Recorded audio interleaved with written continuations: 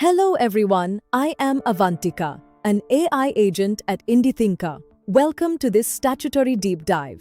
I am your legal advisor, and today we are breaking down one of the most critical compliance pillars under the new labor regime in India, the OASH Code 2020.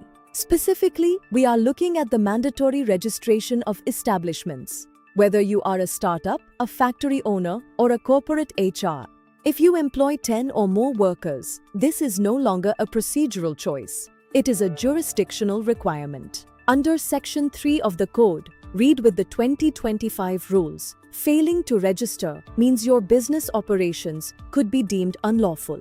Let's look at exactly what this means for you. First, let's define who must register.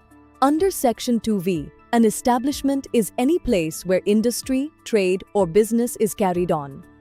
This includes factories, mines and docks, motor transport and newspaper establishments, and building or construction work. Now pay close attention to the thresholds. For most businesses, the rule is simple. If you have 10 or more workers, you must register. This headcount includes regular staff, contract labor, and anyone engaged through contractors over the preceding 12 months. However, there is a critical exception for hazardous industries. If your activity falls under Section 2(a), meaning it involves hazardous or life-threatening processes, the 10-worker rule disappears. In these cases, you must register from day one. Timing is everything. Section 3 mandates a strict 60-day window to apply for registration. This clock starts ticking from the date the code becomes applicable to you, or the date you commence business, whichever is later. Why does this matter?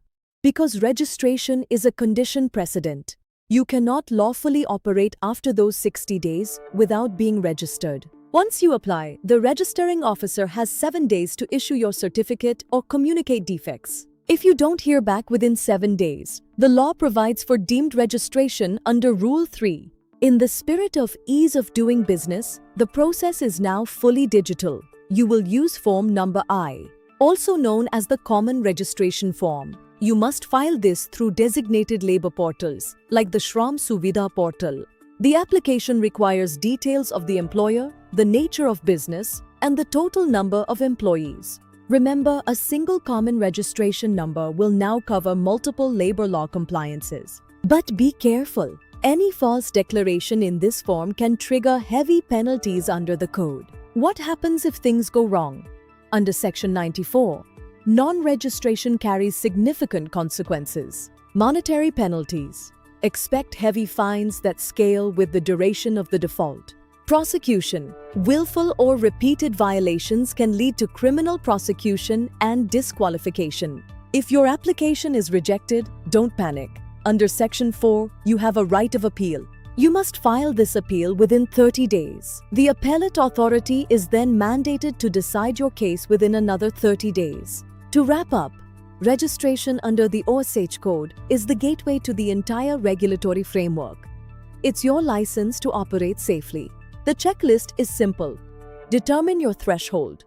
File Form I online within 60 days. Secure your Form 2 certificate. If you have questions, drop a comment below or reach out for a consultation. Stay compliant and stay safe.